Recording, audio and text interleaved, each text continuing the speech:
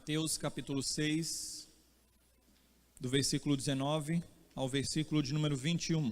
Abra a sua Bíblia nesse texto.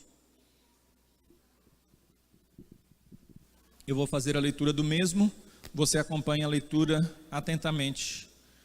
Diz assim, esta porção das Sagradas Escrituras: Não acumuleis para vós outros tesouros sobre a terra, onde a traça e a ferrugem corroem, e onde ladrões escavam e roubam. Mas ajuntai para vós outros tesouros no céu, onde traça nem ferrugem corrói, e onde ladrões não escavam, nem roubam. Porque onde está o teu tesouro, aí estará também o teu coração. Meus amados irmãos, alguns sociólogos já fizeram uma leitura da sociedade que em tempos de crise, ou até mesmo quando ricos ou pessoas de classe média perdem o seu dinheiro, eles tendem ao suicídio e muitos, inclusive, não só atentam contra a própria vida, mas realmente tiram a própria vida. Nos Estados Unidos, na recessão de 2008, por exemplo, muitos tiraram a vida naquele contexto, e em tantas outras recessões. E o nosso momento de reflexão sobre isso, normalmente são os Estados Unidos, porque nós temos esse país como um país onde a economia é acelerada e muitas pessoas lá são ricas. Mas essa não é uma realidade própria dos Estados Unidos. Vou, por exemplo, contar o que aconteceu aqui no Brasil com um homem chamado Nabor, de 43 anos. Ele era ex-gerente de marketing sênior da empresa TIM do Brasil, e ele pegou as suas economias, saiu da empresa e ele foi montar uma empresa para então trabalhar, ganhar dinheiro e então sustentar sua família. Mas em 2016 ele entrou para a história e chocou o Brasil, porque ele esfaqueou a sua esposa e pegou 2 dos seus filhos, um de 7 anos, outro de 10 anos, e jogou pela janela os seus dois filhos do 18º andar de um prédio onde ele morava. E logo em seguida ele também se jogou, e assim ele tirou a vida da esposa, dos seus 2 filhos e dele mesmo. E depois, quando a polícia chegou no apartamento, encontrou um bilhete que falava a razão dele ter tirado a vida dos filhos, da esposa e dele mesmo. E o bilhete vem na íntegra como passo a ler. Me preocupa muito deixar minha família na mão. Sempre coloquei eles à frente de tudo ante essa decisão arriscada para ganhar mais. Mas está claro para mim que está insustentável e não vou conseguir levar adiante. Não vamos ter mais renda e não vou ter como sustentar a família. Melhor acabar com tudo isso logo e evitar o sofrimento de todos. O que tem gerado tanta preocupação no nosso mundo moderno, o que tem levado pessoas a atitudes desesperadas como essa, achando que quando o dinheiro acaba, a vida também acaba, a razão de existir, porque existem tantas pessoas ansiosas e preocupadas com o dia de amanhã, que é o próprio contexto do nosso texto, quando o Senhor então fala sobre o dinheiro e depois ele diz, por isso não andeis ansiosos. Então ele está conectando a ansiedade do mundo em relação ao dinheiro com a conexão do texto que nós lemos, porque é a sequência, e a pergunta é, por que então nós temos encontrado tantas pessoas correndo atrás de mais e mais? Eu tenho 3 casas, eu quero a 4ª, eu quero a 5ª, e assim nós encontramos pessoas acumulando tesouros na terra, como o próprio texto diz, e ainda assim estão infelizes, e nós que somos cristãos corremos o risco e também temos a tendência de caminharmos por esse viés. Não é à toa que o Senhor Jesus está dizendo isso exatamente para os seus discípulos, no contexto do Sermão do Monte e para aquela multidão que estava ouvindo. Isso demonstra que o ensinamento dele é válido não só para aqueles que não são cristãos, mas sem dúvida nenhuma se aplica para nós também. E nós não podemos ser como os gentios, esse é o próprio contexto, que ficam pensando em todas essas coisas, mas nós devemos confiar no nosso Deus e Pai.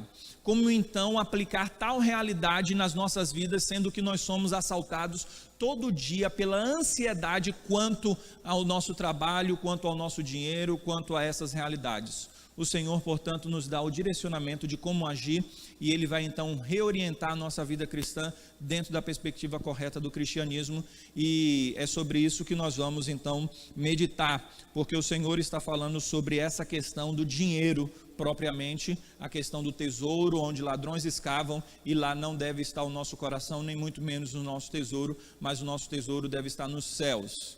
Antes de anunciar o tema, eu gostaria de situar todo esse ensinamento dentro do contexto, porque o contexto é belo, só que a gente vai pregando às vezes um sermão e às vezes a gente desconecta aquele sermão com o outro, mas tudo está caminhando dentro de uma mesma perspectiva.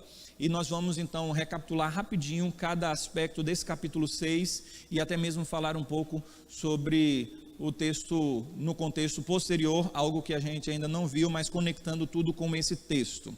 Primeiro, nós vimos o ídolo da reputação e da autoimagem que estava no coração dos judeus, quando eles realizavam as devoções particulares, não para a glória de Deus, não buscando ao Senhor em primeiro lugar, mas buscando essa glória pessoal. Então eles se colocavam à frente de Deus. Quando eles davam a esmola, não era pensando no outro e não era também pensando em Deus. Eles estavam fazendo isso com a intenção de serem notados, observados. Assim também acontecia com a oração e com o jejum. Portanto, eles estavam invertendo a prioridade do reino quando eles se colocavam como prioridade na vida deles. E a prioridade deles era a preocupação com a imagem deles, no aspecto inclusive de se elevar em uma posição na qual com certeza eles baixavam Deus de posição quando eles se elevavam através da autoimagem, através do ídolo da reputação. E então o próprio Senhor Jesus está dizendo que o referencial não são os homens. Não faça isso com a intenção de serviços, mas faça isso e seu Pai que está em secreto vai ver. O referencial sempre é Deus. Então perceba que o Senhor está trabalhando com esse referencial. E já de antemão, nós vamos falar sobre a idolatria do dinheiro, e nós já conseguimos encontrar esse aspecto da idolatria aqui, quando há um distorcer das questões sagradas, inclusive, e de tantas outras realidades mais. Quando eu coloco qualquer coisa que está no lugar de Deus, isso é uma idolatria, e eles estavam colocando Deus em segundo plano, os judeus na religiosidade deles, e estavam colocando a reputação, o dar esmolas e tudo mais, pensando neles mesmos e não nos outros, nem muito menos, e principalmente não estavam pensando na glória de Deus. Em segundo lugar, Jesus vai reorientar toda essa questão na oração do Pai Nosso, quando nós vemos as 3 primeiras petições voltadas para o Senhor Deus e as 3 últimas voltadas para as nossas necessidades. E isso está em conexão com o capítulo 6, no mesmo capítulo que nós estamos estudando, no verso 33, que é buscar a Deus em primeiro lugar. É a ideia da supremacia de Deus, buscar a Deus sobre todas as coisas, e as outras coisas que nos são lícitas e que nós devemos buscar também, mas elas não vêm em primeiro lugar, o Senhor há de nos acrescentar quando nós buscamos ao Senhor Deus. Então ele está fazendo aqui, Jesus está ensinando na oração do Senhor, na oração do Pai Nosso, na oração dominical, exatamente aquilo que é um combate contra a idolatria. Quando nós colocamos Deus sobre todas as coisas, aquilo que é bom e que vem em segundo plano, nós podemos usufruir belamente, como no caso do dinheiro. Não há problema nenhum em termos do dinheiro. O grande problema é quando o dinheiro nos tem, quando ele é um ídolo, quando nós então colocamos ele como a razão da nossa vida, a nossa segurança e tudo mais. Portanto, na oração do Senhor, nós já encontramos o Senhor Jesus nos ensinando a destronar o ídolo do nosso coração, e o trono do nosso coração deve ser exatamente ao Senhor. Então as nossas necessidades são lícitas e elas estão na oração, mas elas não são prioridades. Em terceiro lugar, quando nós estudamos sobre o jejum, nós encontramos exatamente essa reorientação do Senhor Deus. Porque o que é o jejum senão? Eu automaticamente deixo de comer por escolha pessoal, ninguém me impôs nada, então eu procuro fazer com que a minha carne, ela seja subjugada pela minha necessidade de Deus. Então eu deixo de me alimentar fisicamente para me alimentar mais de Deus. E nós trabalhamos isso na semana passada, quando nós inclusive falamos que jejum não é deixar de comer. Jamais foi. Nós tiramos a comida e adicionamos um tempo mais próprio e particular de devoção aos pés do Senhor Deus. E é exatamente essa reorientação para dizer: eu não vivo de pão somente, mas eu vivo antes de tudo da palavra de Deus. E então é uma disposição espiritual na qual eu reoriento a minha vida dentro do parâmetro do aspecto de que o Senhor é aquele que me dá todas as coisas, aquele de quem eu preciso. E então, sem dúvida nenhuma, nós precisamos dizer que é uma reorientação o jejum nessa vida prática. Quando nós olhamos agora para o nosso texto, dentro do contexto que nós estávamos estudando e do que eu já falei, nós entendemos então que o nosso Senhor está condenando a ideia de que se eu coloco a esperança na comida, no dinheiro, nas minhas necessidades, então eu estou tirando Deus da minha prioridade. É exatamente por isso que nós encontramos 3 expressões desse mesmo aspecto. Hoje nós vamos estudar somente um, mas nós encontramos 3 expressões de um mesmo aspecto, a questão da nossa relação com o dinheiro. E perceba essa relação que eu vou falar agora, de mudança, de substituição, de que vem em primeiro e do que vem em segundo. A primeira metáfora usada para o dinheiro aqui é do coração relacionado com o tesouro. E então o Senhor fala sobre o tesouro dos céus e o tesouro da terra. E então ele não está condenando de forma alguma nós olharmos para o dinheiro como algo para a vida, mas ele está condenando o aspecto de seu tesouro. Então é uma questão de reorientação. Os nossos olhos precisam primeiro estar nos céus e depois as coisas daqui da terra nos acontecerão normalmente. Depois ele usa a metáfora da luz e das trevas e dos olhos, exatamente dentro dessa perspectiva da cobiça, de eu olhar, de eu desejar. E então os meus olhos são maus porque a minha disposição interna é má e eu olho, desejo, cobiço. E então, se os meus olhos forem maus, todo o meu corpo será mau. Mas se os meus olhos forem bons, mostrando exatamente essa contraposição de uma realidade com a outra, esse aspecto nós vamos falar na semana que vem, se Deus assim nos permitir. E por fim, ele vai falar sobre o aspecto de não servir a dois deuses. Não há essa possibilidade.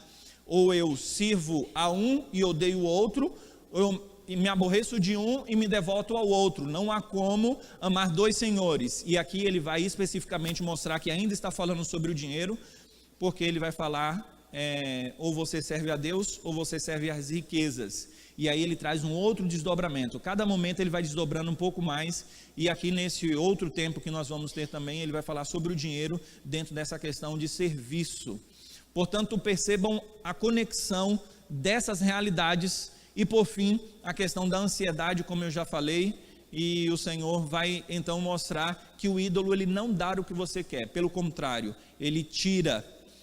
Quando nós invertemos o nosso parâmetro que foi estabelecido pelo próprio Senhor, de que Ele deve ter a prioridade na nossa vida, se nós invertermos esse parâmetro, então nós estaremos com a vida arruinada. E é isso que o Senhor vai falar logo depois sobre a questão da ansiedade.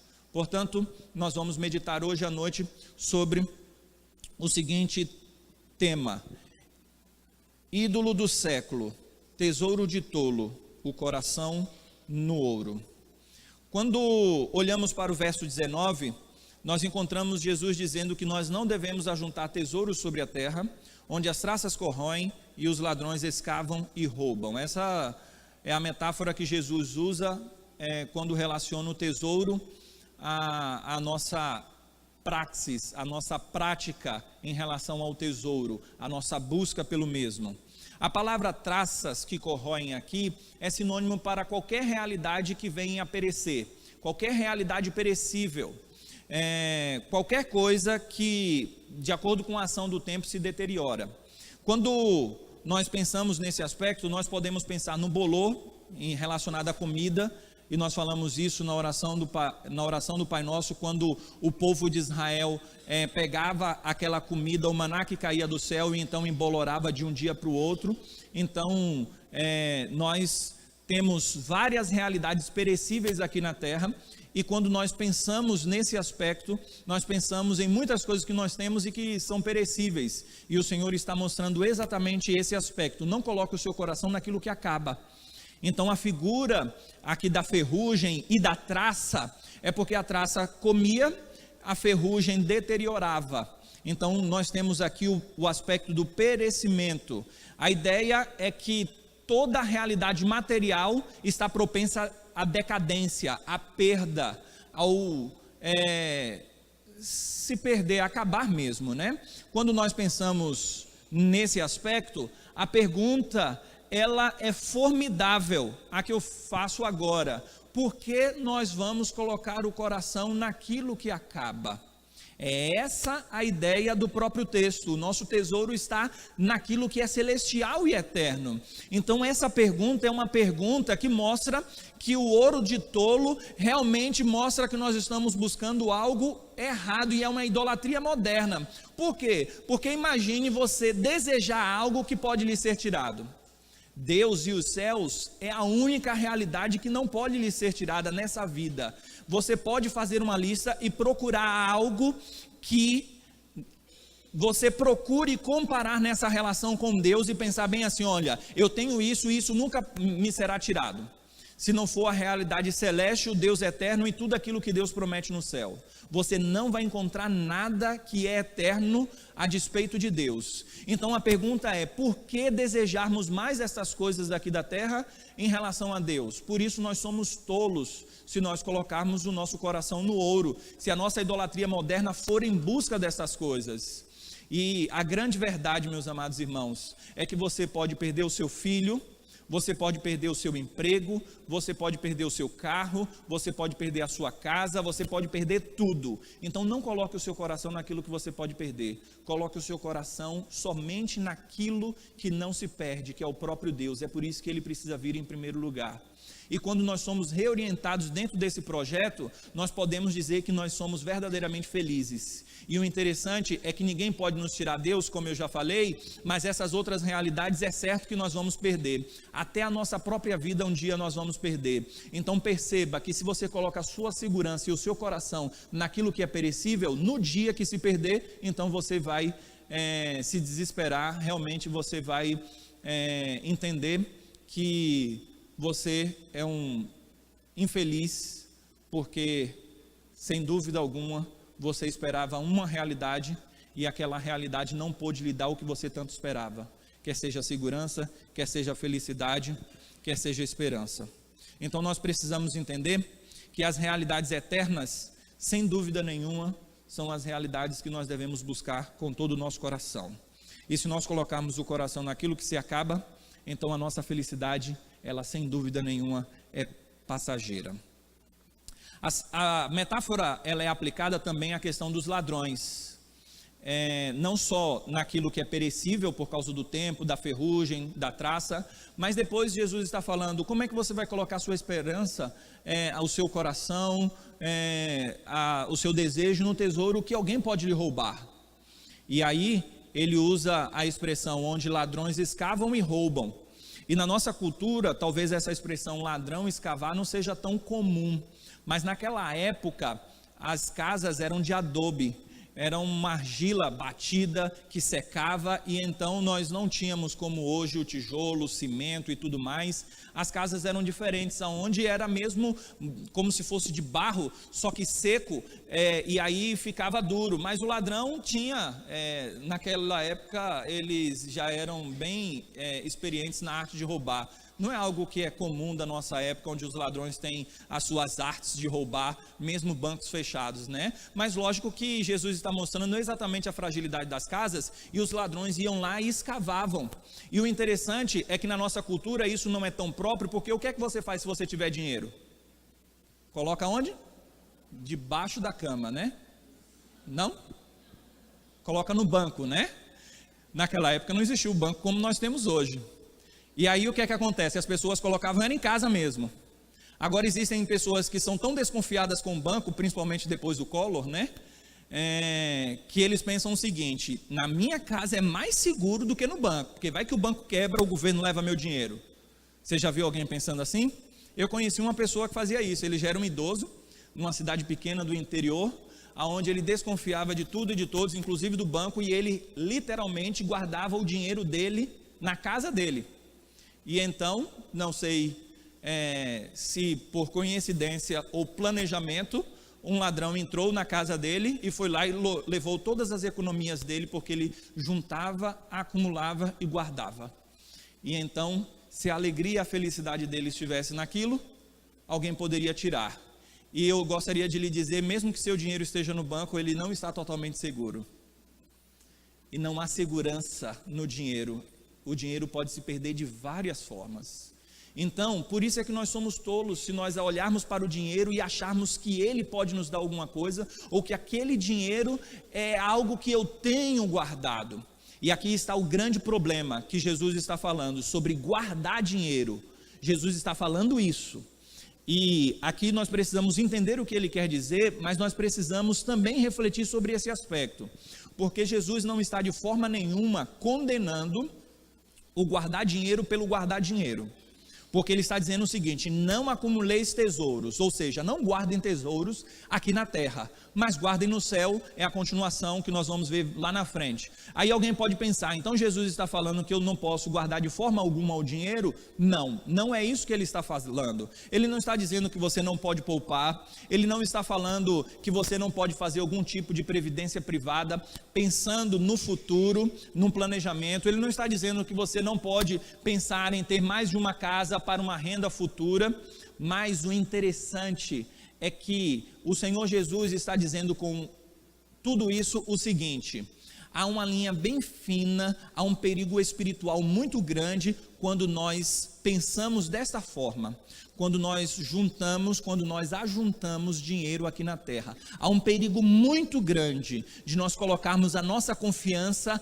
financeira e do dia de amanhã exatamente nesse aspecto, porque o que está sendo tratado aqui é exatamente isso. Nós pensamos o quê? Em provisionar, nós pensamos na provisão do dia do amanhã, mas Jesus está condenando exatamente essa ansiedade com o dia do amanhã. Nós precisamos entender o seguinte: olha, lógico que se ele está lidando hoje, e nós temos a sabedoria de José, que quando nós guardamos para em tempo de crise nós termos, então isso não tem problema nenhum, mas nós precisamos entender acima de tudo que Deus cuida de nós.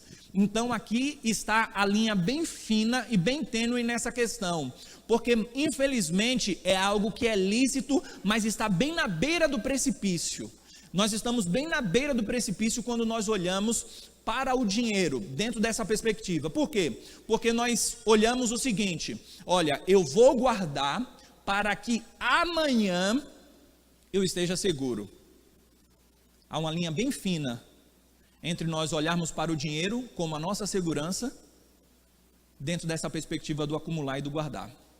Quando nós precisamos entender que o dinheiro é simplesmente uma unidade monetária que faz algumas coisas. E hoje eu falo sobre a idolatria moderna, porque nós estamos muito acostumados com ter. Nós vivemos num mundo materialista e consumista, aonde nós temos, e provavelmente mais de 90%, porque eu conheço a nossa comunidade, e eu estou sendo generoso aqui, provavelmente mais de 90% de nós, inclusive eu mesmo me coloco nessa realidade, nós temos mais do que precisamos. Nós temos mais do que precisamos. E então nós pensamos sempre no dinheiro como um alvo em si mesmo para termos mais, e pensamos pouco nessa relação horizontal olhar para o outro, servir o outro com os nossos bens, com a nossa riqueza, e é por isso que nós devemos investigar o nosso próprio coração para não sermos condenados pelo Senhor dentro dessa perspectiva, dentro desse aspecto. E então nós devemos entender que o texto não é de forma alguma, e nós também não estamos fazendo isso, absolutizando o ensino de Jesus no Sermão do Monte, dentro do contexto de que é condenável juntar dinheiro, mas é um risco muito grande, é um risco espiritual, porque nós precisamos olhar para o dinheiro como um meio e não como um fim. Semana passada eu estava estudando com um discipulado com uma pessoa no Catecismo Nova Cidade, e lá Tim Keller estava falando o seguinte nesse livro, Catecismo Nova Cidade: é importante apreender isto: o pecado não é apenas fazer coisas más, é transformar as coisas boas em coisas primordiais. Então, não é pecado, o pecado não é simplesmente fazer aquilo que é errado, como coisas más, mas é pegar coisas lícitas, coisas boas e transformar em prioridade. E essa expressão eu tirei para colocar exatamente nesse sermão, porque a ideia é exatamente essa. Não há problema nenhum, inclusive até em você ser rico. Não há problema algum, mas que você possa entender que há uma relação intrínseca entre a riqueza desse mundo e a realidade da riqueza celestial.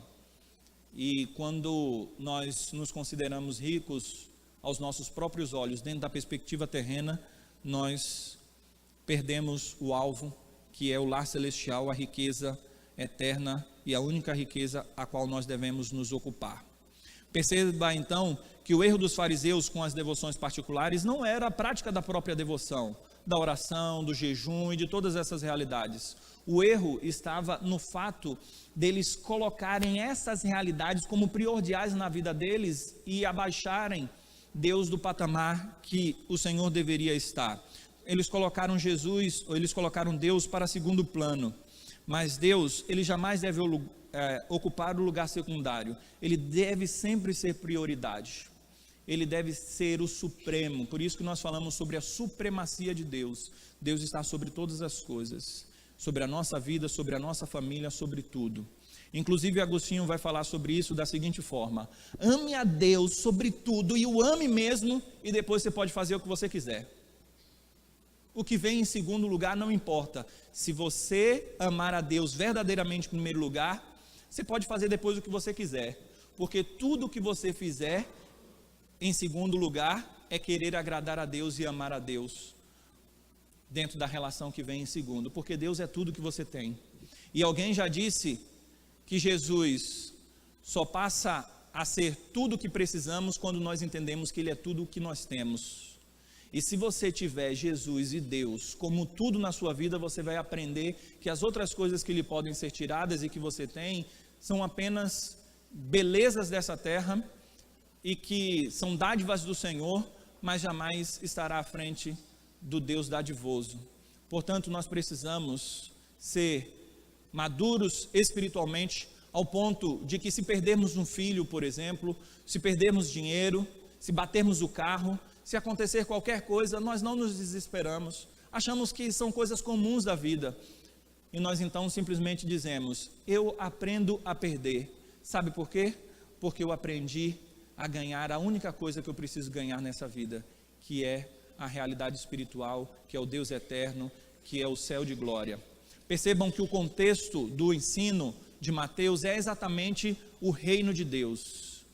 Todo o contexto da centralidade do Evangelho de Mateus é o reino de Deus. Então nós precisamos entender que um cidadão do reino, ele não coloca a esperança dele na terra, a esperança dele está no céu.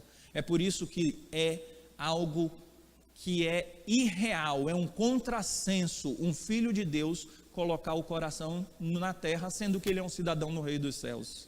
Portanto, nós precisamos entender isso. O contexto do livro de Mateus é o reino de Deus. Agora, pense comigo, como é que moradores deste reino dos céus estão juntando tesouro nessa terra? Se eles não são dessa terra, se eles não são filhos dessa terra, nós somos peregrinos, passageiros. nessa terra, nós estamos apenas de passagem. Então por que juntar algo que você não vai conseguir guardar para sempre, se você mesmo não vai morar aqui para sempre? É como alguém colocou há um tempo atrás, em uma história de um camarada que juntava dinheiro, e ele tinha um chofé, e o chofé trabalhava para ele, e ele juntava dinheiro, e esse cara ricão morreu, e de tanto juntar dinheiro, ficou lá. Aí o que é que acontece? O chofé casou com a viúva, que era a falecida do patrão dele. Aí ele disse que ele estava trabalhando para o patrão, mas no final das contas, era irônico, porque o patrão é que estava trabalhando para ele, porque acumulou tudo e deixou para ele. E assim acontece, quando nós acumulamos tesouro nessa terra, é tolice, porque tudo isso é perecível, e com certeza, se a nossa vida não se acabar antes do dinheiro, o dinheiro pode se acabar ainda, quando nós estivermos aqui em vida. Mas o versículo 20 vai mostrar exatamente essa reorientação do Senhor, quando a pergunta é: qual a opção que Jesus dá no combate ao ajuntar tesouros na terra? Qual a perspectiva correta? Ele condenou, dizendo que nós não devemos acumular tesouros nessa terra. E qual é a perspectiva certa? Apesar de eu já ter pincelado aqui, agora eu vou me deter neste verso e falar para os irmãos a realidade espiritual do céu e a realidade magnífica, aonde nós devemos, sem dúvida nenhuma, fitar os nossos olhos. É para lá. Ajuntar tesouros nos céus é entender que lá os tesouros são eternos. E o interessante é que isso está em consonância com o próprio contexto anterior, porque Jesus está dizendo o seguinte: olha, não deem esmola com a intenção de ser visto, mas faça a Deus em secreto, e teu pai que está em secreto vai fazer o quê? Te recompensar. Então quando você orar, saiba que Deus vai lhe recompensar. Quando você for jejuar, saiba que Deus vai lhe recompensar. E aqui agora está falando sobre tesouros. O próprio contexto quando aquele jovem rico chega para Jesus e fala o seguinte: Senhor, o que eu posso fazer para herdar a vida eterna? A resposta de Jesus lá no finalzinho é a seguinte: faça tudo isso que eu estou lhe orientando. Você conhece o contexto, a maioria de nós somos cristãos e nós sabemos muito bem o contexto, mas eu vou no ponto principal que eu quero falar aqui. Jesus diz o seguinte: vende o que você tem, dar aos pobres e terás um tesouro no reino dos céus. O interessante é que a pergunta dele é o que é que ele poderia fazer para obter a vida eterna, e Jesus termina dizendo que ele teria um tesouro. Lógico que ele teria a vida eterna, mas além da vida eterna ele teria um tesouro. Então Deus, que vê todas as coisas, ele vai recompensar. Agora, é essa realidade de que o dinheiro não pode nos dominar. O dinheiro não pode, o nosso coração não pode estar no dinheiro, porque é exatamente esse aspecto que é colocado aqui no texto. Aonde estiver o seu coração, o seu tesouro, lá está o seu coração. Então eu preciso entender que essa reorientação do Senhor é para que nós olhemos cada vez mais no céu. E não foi à toa que na nossa liturgia nós cantamos o hino Olhai para o lar lá do céu. E é isso que o apóstolo Paulo está nos ensinando nas suas cartas, que nós devemos olhar para o alto. E o interessante é que os judeus, os cristãos primitivos, eles vendiam as suas posses. E eles vendiam as posses e depositavam aos pés dos apóstolos. Por quê? Porque eles imaginavam que Jesus iria voltar logo. E o interessante também é que quando nós olhamos para essas profecias doidas e esdrúxulas que acontecem aí, dizendo Jesus vai voltar daqui a um mês, Jesus vai voltar daqui a 2 anos, o que é que as pessoas normalmente fazem? Eles vendem tudo para ficar esperando o Senhor, né? Por quê? Porque já que Jesus vai voltar, então vai voltar para todo mundo, eu não preciso nem deixar para o meu filho, tudo aqui vai acabar, e eles vendem tudo, né? Então isso está mostrando o quê? Que há uma realidade de contraposição entre o dinheiro e o eterno. E quando nós olhávamos para os primeiros cristãos, eles faziam isso, pensavam que Jesus ia voltar logo, e aí eles vendiam as posses e as propriedades dele. Mas o interessante de toda essa argumentação que eu estou colocando aqui, é que naquela época, eles ficavam, como metaforicamente falando, olhando para os céus, esperando o dia em que o Senhor iria voltar, porque ele voltaria dos céus. E hoje, cada vez mais, nós estamos assim, olhando para a terra, porque nós gostamos da terra, a terra nos dá conforto, A terra nos dá o nosso carro, a nossa casa, nos dá certo tipo de conforto. E o interessante é que nas culturas antigas, quanto mais precária a vida, mais esperança existia do céu. Quanto mais conforto nós temos aqui na terra, mais nós nos apegamos nessa miserável terra. Por isso é que nós precisamos ser reorientados dentro desse padrão divino. Olhe cada vez mais para o céu. Entenda que o nosso tesouro está no céu. Então olhe menos para a terra. Pense que a sua vida pode acabar hoje ou que Jesus pode voltar amanhã. É incerto o dia da sua morte, pelo menos para nós, e o dia da volta do Senhor Jesus Cristo. Então, por que amarmos tanto o conforto dessa terra, se nós não estaremos aqui para sempre? Portanto, nós precisamos fazer um autoexame, nós precisamos entender que uma realidade exclui a outra. Quanto mais você se apega a essa terra, mais você se desapega do céu. E quanto mais você se apega aos céus, mais você se desapega da terra. São realidades auto-excludentes. Nós precisamos olhar isso, em todo o contexto é isso. Ou você ama Deus ou a riqueza, ou você ama os céus ou você ama a terra, ou você acumula tesouro aqui ou você acumula tesouro lá. É a perspectiva de que uma realidade exclui a outra. É por isso que eu disse que há uma linha bem fina entre guardar e provisionar, pensando como ser um bom despenseiro, e a perspectiva é tão próxima da realidade da provisão e da segurança, porque o que é que você pensa que o dinheiro pode lhe dar? Segurança. Então, se isso acontecer, você já está errado, porque a sua segurança está no Senhor Deus. Então, pense o seguinte: o Senhor tem me dado segurança hoje, me dando recurso para hoje. Então, eu vou confiar nele, porque hoje eu tenho e eu vou provisionar, mas eu preciso entender que no momento em que eu precisar até dar para o outro, o Senhor não vai me deixar faltar. E se porventura faltar em comparação do que eu tenho vivido hoje e do que eu vivi no passado, sendo que no passado eu tinha mais e hoje eu tenho menos, eu posso ficar tranquilo, porque o meu coração não está nessa realidade. E então você pode perder tudo que está aqui na terra, se você tiver Deus. Se você tiver Deus, você pode perder tudo, que pouco importa se você perder as coisas dessa terra, porque você tem aquilo que é principal, aquilo que é primordial e aquilo que está em primeiro lugar. É mais ou menos o que C.S. Lewis disse e que Brooke Fraser, que é uma cantora norte-americana, eternizou com uma música. C.S. Lewis já havia eternizado, e quando eu falo eternizado porque entrou para a história, mas cresceu mais ainda na história através da música que essa cantora norte-americana fez a partir do que C.S. Lewis falou. E eu vou ler o que C.S. Lewis disse e o que é cantado por essa cantora norte-americana. Ele disse o seguinte: se eu encontro em mim um desejo que nenhuma experiência desse mundo possa satisfazer, a explicação mais provável é que eu fui feito para um outro mundo. Se nenhum dos meus prazeres terrenos é capaz de satisfazê-lo, isso não prova que o universo é uma fraude. Provavelmente, os prazeres terrenos não têm o propósito de satisfazê-lo, mas somente de despertá-lo, de sugerir a coisa real. Se for assim, tenho de tomar cuidado para, por um lado, jamais desprezar ou ser ingrato em relação a essas bênçãos terrenas. Então, por outro lado, eu jamais devo confundir uma realidade com a outra, porque essas coisas passam de um tipo de cópia, ou eco, ou miragem daquilo que é eterno. Então, o que Deus tem nos dado hoje é apenas uma miragem, uma cópia daquilo que é eterno.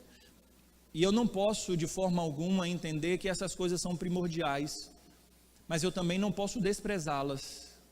Deus tem nos dado coisas boas e não há nada de ruim nas coisas boas. O grande problema está quando eu coloco toda a minha confiança e esperança nessas coisas boas.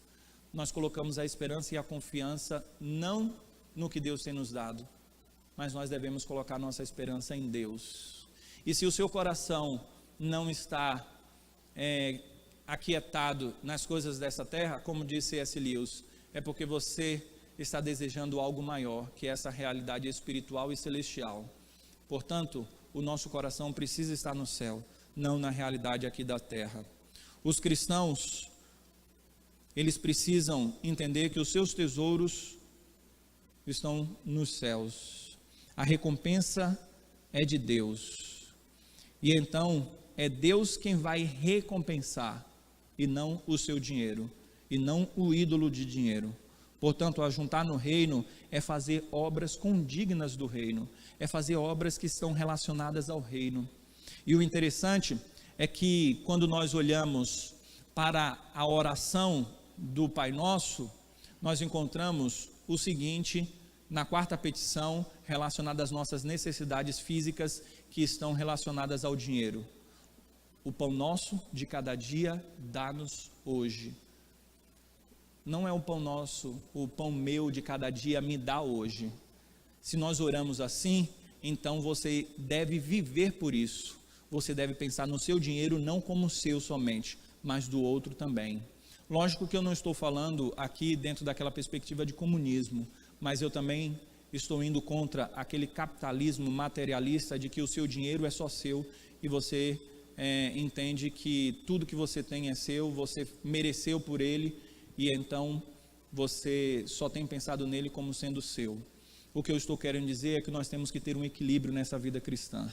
E o equilíbrio perpassa pela oração que ensina que nós devemos olhar para o outro quando nós pedimos para nós mesmos. Versículo 21 diz: aonde está o teu coração, lá está o teu tesouro. E aqui nós vemos a famigerada frase de Calvino, que o coração do homem é uma fábrica de ídolos.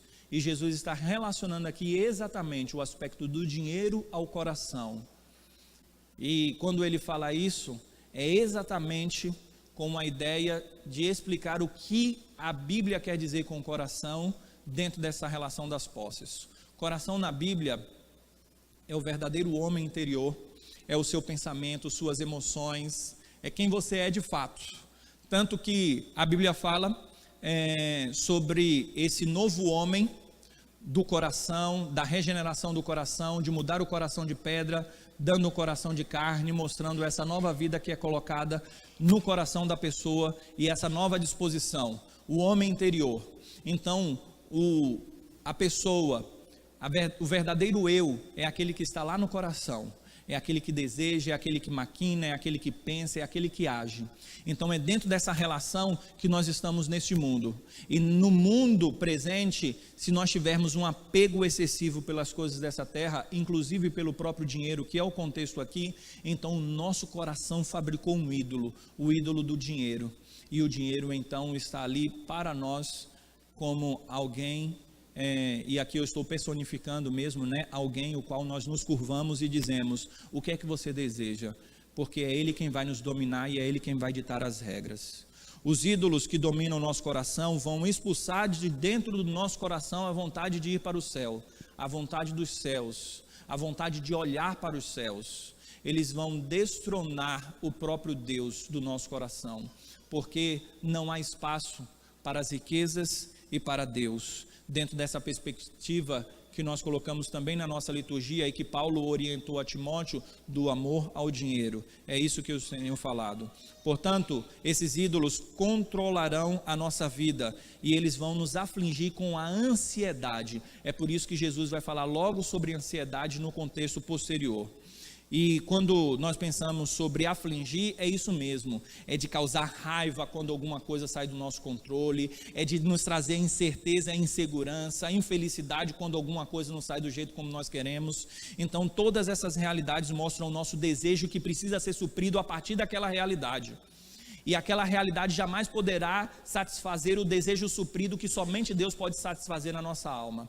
É por isso que nós precisamos entender que o ídolo é uma farsa, porque ele promete algo que jamais ele poderá dar. O seu dinheiro jamais poderá lhe dar segurança, jamais poderá lhe dar felicidade, jamais poderá lhe dar qualquer coisa que você deseja. Somente Deus, e inclusive é Ele quem lhe dá o dinheiro. Pense dessa forma, seja reorientado pela supremacia da glória de Deus. Eu vivo para a glória do Senhor Deus, então aqui na terra eu estou apenas de passagem. É tolice nós colocarmos o nosso dinheiro nas realidades terrenas.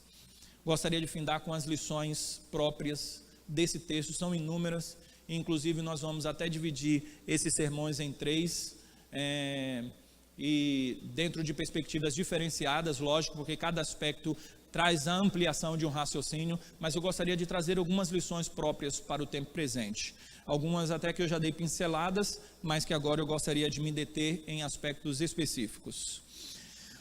Ferrugem e traça, que nos tiram aquilo que nós temos. Pense nos seguintes exemplos daquilo que é perecível. Você tem um bem que você compra, um carro, 0 quilômetro, saiu de lá, o que é que acontece? Perde valor de mercado. Quando você vai vender, você olha assim e fala bem assim: rapaz, esse carro está 30, 40, 50% mais barato do que eu comprei. Então perceba que as coisas perecíveis dessa terra são realmente perecíveis. O seu dinheiro não vale nada. E eu não estou sendo retórico não, eu estou sendo literal mesmo. Porque inclusive ele não pode lhe dar a saúde que você tanto precisa. Ele pode fazer que você morra seu dinheiro pode fazer com que você morra doente num hospital 5 estrelas, mas no final das contas você vai morrer. Mesmo com ar-condicionado lá, você vai morrer. Algo que é perecível, a sua casa, seu celular. Você compra uma casa e você fala bem assim: olha, comprei essa casa, o valor de mercado é esse. Aí tem uma recessão como teve no Brasil, aí você quer vender e ninguém compra. E alguém que vai comprar vai falar bem assim: eu lhe dou tanto, bem abaixo do que você comprou. Aí a minha pergunta é: por que a gente coloca o nosso coração em algo que é desvalorizado, que se desvaloriza, que se perde? Outras realidades, você compra um celular, aí o consumismo diz o seguinte: eu lancei um outro novo, e inclusive eu estou tirando os recursos desse celular para você não usar algumas coisas, e aí você tem que comprar outro, e você só quer um outro maior, você só quer um padrão mais elevado, e a própria sociedade vai estimulando esse consumismo. Mas essa realidade mutável e até rápida, essa mutação de valores de mercado é tão rápido que vai mostrar exatamente o que? Esse sistema tem mostrado que cada vez mais eu preciso consumir nessa esperança de que isso não é perecível, e eu preciso ter algo que não é perecível cada vez mais. Agora imagine a comida na geladeira, que de repente você viaja, acaba a energia, quando você chega em casa, toda a sua economia do mês foi lá. Ou então você esquece a porta aberta, como aconteceu comigo uma vez, e as carnes e tudo que estava lá se foi, né? Alguns riram aí porque sabe o que aconteceu, né? A Kelly viajou, e como ela que passava pela cozinha, quando eu estou sozinho eu nem passo pela cozinha, ela foi tirando algumas coisas da geladeira e colocou no freezer. Aí estava tão cheio de coisas que ela tinha encomendado. A mãe dela, que veio de Vitória, trouxe camarão, lagosta, um monte de coisa. Aí na hora, era freezer, né? Bateu, a porta, por causa do gelo, não fechou. E aí quando eu não passava pela cozinha, depois chegou e perdeu tudo, né? Essas coisas acontecem. Imagine você na rua, andando, e de repente alguém lhe atropela, você pega a sua economia que está lá e vai gastar toda na sua saúde. Imagine o carro que bate, como eu falei, a sua casa, que quando você olha assim tem que trocar o teto. Por quê? Porque a traça ou o cupim foi lá e comeu a madeira, e você olha assim e fala bem assim: isso aqui é perecível mesmo, vou ter que gastar um dinheirão nisso. Imagine aquelas pessoas que estão em regiões de inundação e tem a casa dos sonhos. Aí vem a chuva, inunda aquele local, e aí a pessoa, como diz as reportagens, né, perdem tudo. Imagine a plantação, aqueles que vivem e viviam de plantação, do gado. Plantou, veio uma praga, uma peste e levou. São tantas as circunstâncias dessa vida, furacões, não no nosso contexto, mas que derrubam, que destroem. Percebam as questões das limitações do nosso dinheiro, a questão perecível da vida. Então, a ideia é que é certo que ao longo da vida nós vamos perder tais realidades. Então, não invista em algo que é passageiro, não invista em você, invista no reino, e Deus há de lhe recompensar. É tão interessante essa relação de prioridade, porque quanto mais você investe em você, menos você investe no reino e menos você investe nos outros. Mas quando você investe no reino, Deus há de recompensar. e a recompensa dele é certo que é aqui, mas acima de tudo é uma recompensa celestial eterna, e é essa recompensa que não nos será tirada. Já conheci pessoas que ganham muito bem, muito, mas muito bem mesmo, e que não investem no reino, não investem as suas finanças no reino. E o interessante é que eles vão ter que gastar esse dinheiro em outras coisas, e muitas coisas que são perecíveis. Eles pegam e falam bem assim: eu vou comprar a terceira, a quarta bolsa, o quinto sapato, sendo que isso dentro de um mês, né? Lógico que eu estou aqui apenas colocando uma situação hipotética. São pessoas que compram, são consumistas, elas gastam dinheiro em qualquer outra realidade. Agora, quando nós pensamos que Deus nos dá o privilégio de investirmos no reino dele, então as bênçãos vão se seguir e o Senhor há de nos recompensar de acordo com a própria realidade.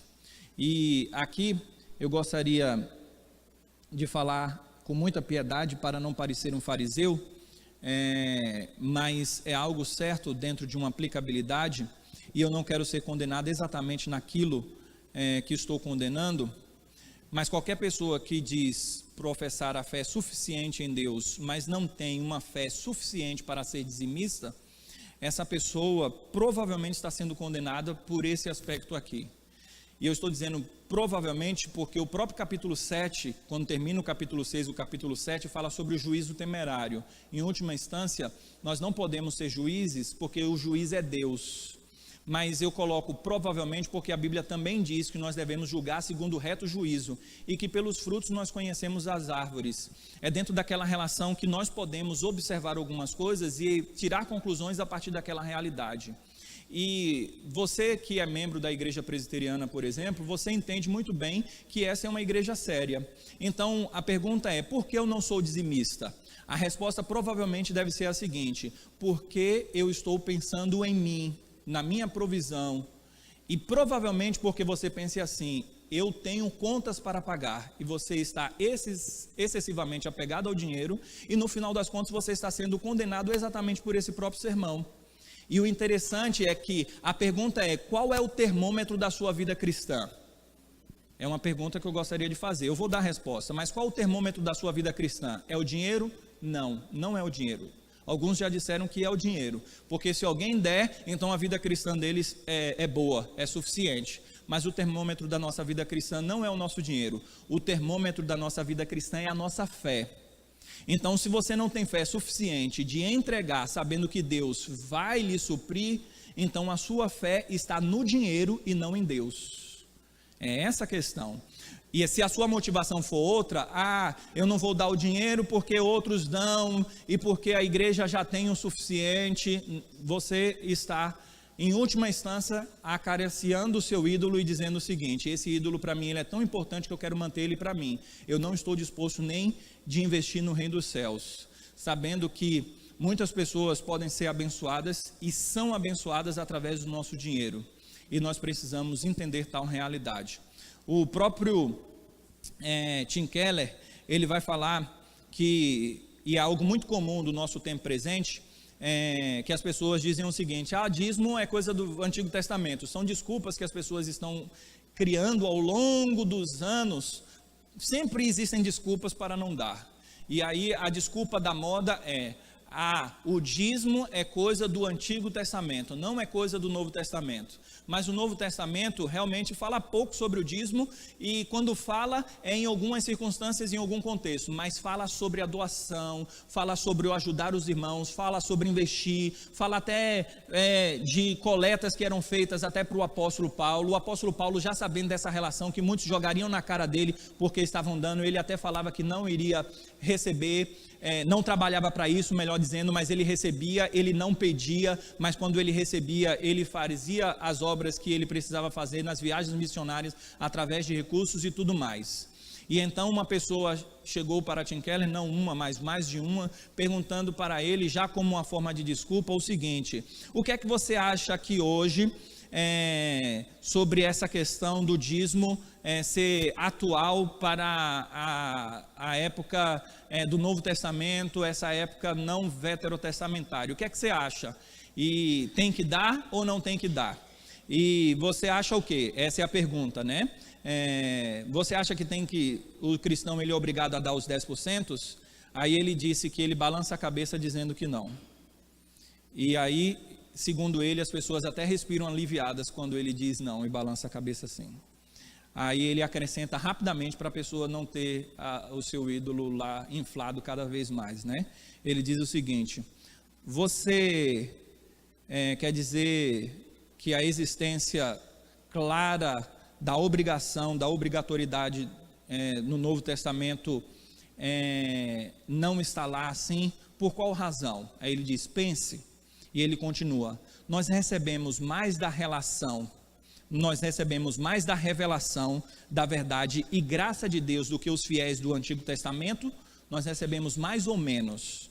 E ele continua, nós somos mais devedores da graça que eles ou menos. Jesus deu 10% de sua vida e de seu sangue para nos salvar, ou ele nos deu tudo? Aí ele conclui dizendo que dar o dízimo é um padrão mínimo para os cristãos, pois nós temos maior compreensão que o povo do Antigo Testamento. Ele só está querendo dizer, através dessas perguntas e dessa reflexão, o seguinte, que as pessoas se fixam em padrões dizendo, eu tenho que dar isso, eu tenho que dar aquilo, eu tenho que dar aquilo outro. E normalmente quando se fixa no padrão de 10% é porque, e questionando o 10%, dizendo que no Novo Testamento não se dá 10%, é porque eles querem abaixar esse valor de 10%. Mas se o povo do Antigo Testamento dava 10%, e se hoje nós temos uma revelação muito maior, por que nós nos fixamos nessa ideia de não dar? É porque nós queremos desculpas dentro dessa relação para manter o nosso ídolo bem abrigado no nosso bolso. E então, na verdade, ele não está no nosso bolso, ele está no nosso coração. Agora eu gostaria de dizer que não é só um privilégio seu lutar contra esse ídolo. É um privilégio de todos. E quando eu estou falando privilégio, eu estou ironizando.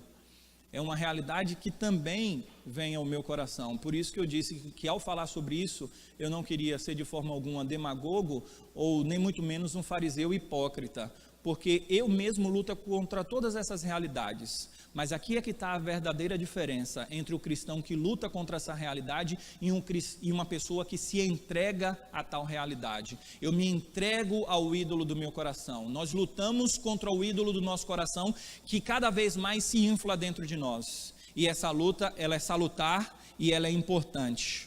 Então, nós precisamos entender que esse ídolo assola o coração de quase todos, e eu estou falando de quase todos aqui, também para não ser juiz, porque talvez existam cristãos que não têm luta nesse particular, tem em outro particular, mas eu estou colocando aqui quase todos, porque eu sei que é possível que muitos espalhados por essa terra, e quando eu falo muitos, eu estou falando de proporcionalidade, porque a quantidade de pessoas que existem no mundo é grande, então esses podem entender que eles não estão lutando contra esse ídolo, porque é ponto pacífico quanto a eles nesse quesito. E nós precisamos então entender que somos fracos, e é por isso que o jejum e a oração vai nos alimentar espiritualmente para vencermos as nossas fraquezas do nosso próprio coração. Então a tríade que Jesus nos fala no contexto anterior, ela é própria na luta contra o ídolo do dinheiro. Por quê? Porque o próprio Senhor Jesus nos ensinou que quando você der com a sua direita, não faça menção dessa realidade à esquerda. Essa é a sua luta pessoal para ser uma pessoa beneficente para outras. E faça isso na luta também da oração. Se coloque diante de Deus e fala, Senhor, reorienta a minha visão quanto ao dinheiro na minha vida. Reorienta a minha visão quanto ao dinheiro na minha vida. E depois, se a oração ainda não surtiu efeito no seu coração como você acha que deveria, aí você pega e fala bem assim, carne, eu vou mostrar para você que Deus é tudo que eu preciso e não o que eu quero aqui nessa terra, que é tudo que eu preciso. Aí você vai e jejua. Faça isso para a sua vida cristã crescer cada vez mais nessa reorientação de Deus. Uma ilustração final. Um homem, ele ficou a mendigar numa estação de trem, numa praça de uma estação central de trem, durante 40 anos da sua vida. Ele estava ali e os comerciantes, as pessoas que sempre passavam pegando o trem ali já o conheciam. E ele estava ali mendigando durante 40 anos. Ele veio a falecer. E quando ele faleceu, as pessoas que conheciam falaram o seguinte: olha, ele ficou aqui 40 anos da vida dele. Vamos enterrá-lo exatamente no local onde ele ficou uma boa parte da vida dele. Vamos fazer isso? Todo mundo combinou e vamos fazer isso. Quando eles estavam cavando, eles encontraram ali aonde ele ficava, embaixo, no subsolo, uma caixa com várias pérolas, com ouro, prata, e então a conclusão, a moral da história, é uma ilustração, não é um fato verídico, é que ele era o mendigo debaixo de uma riqueza. E assim muitos cristãos estão vivendo hoje em dia, estão mendigando o dinheiro desse mundo, mas eles estão em cima do bem mais precioso, que é a palavra de Deus e a riqueza eterna. Nós ouvimos essa palavra e tudo que eu falei hoje vieram com outras palavras, e talvez você não diga assim, é a primeira vez que eu estou ouvindo isso. Você pode estar ouvindo a mesma coisa de uma forma diferente, mas o que eu estou lhe falando, você, um cristão de longa data, já deve ter ouvido muito sobre isso, inclusive conhece esse texto de cor. Então você está em cima de um tesouro precioso, mas nós estamos vivendo nessa terra como mendigos, a procurar pão, a procurar cada vez mais o dinheiro dessa terra. Precisamos entender o seguinte: em 2 Coríntios, no capítulo 8, versículo 9, Paulo pede à igreja que faça uma oferta aos pobres. Apesar de ser um apóstolo com autoridade, ele escreve: não estou lhe dando uma ordem. Antes ele diz o seguinte, ele não está querendo dizer que eu quero mandar em vocês, eu sou um apóstolo, então faça o que eu digo. Mas em vez disso, ele diz o seguinte: vocês conhecem a graça de nosso Senhor Jesus Cristo, que sendo rico se fez pobre por amor de vocês, para que por meio da sua pobreza vocês se tornassem ricos. 2 Coríntios capítulo 8, versículo 9. Jesus, ele tinha riqueza infinita. Se ele tivesse se apegado a essa riqueza infinita que ele tinha no céu, nós teríamos morrido em nossa pobreza espiritual. Essa era a escolha. Se ele permanecesse rico, morreríamos pobres. Se ele morresse pobre, poderíamos nos tornar ricos. Nossos pecados seriam perdoados e nós seríamos aceitos na família de Deus. Paulo não estava dando àquela igreja um mero preceito ético, exortando-os a deixar de amar tanto dinheiro e se tornar mais generosos. Isso é um preceito ético. Mas antes, ele estava recapitulando o evangelho, estava dando o evangelho para eles. E Paulo estava dizendo mais ou menos o seguinte: Jesus abriu mão de todo o seu tesouro no céu, para fazer de você o tesouro dele. Quando você puder vê-lo morrendo, para que você seja o tesouro dele, então isso fará que ele seja o seu tesouro. O dinheiro deixará de ser a unidade monetária do significado e da segurança, e você desejará abençoar outras pessoas com o que você tem. Na medida que você absorve o evangelho, o dinheiro deixará de ter domínio sobre você. Pense nessa graça custosa até que isso o transforme em uma pessoa generosa. A solução para a mesquinhez é a reorientação à generosidade de Cristo no evangelho, de como ele derramou sua riqueza sobre nós. A riqueza desse mundo só deixará de ocupar o lugar central da nossa vida se nós recebermos a reorientação do evangelho e colocarmos Deus em primeiro lugar. E então assim nós vamos entender que a ganância será substituída pelo verdadeiro evangelho. Fiquemos em pé e oremos. Gracioso Deus, como eu disse, não são só os meus ouvintes que lutam para viver uma vida piedosa.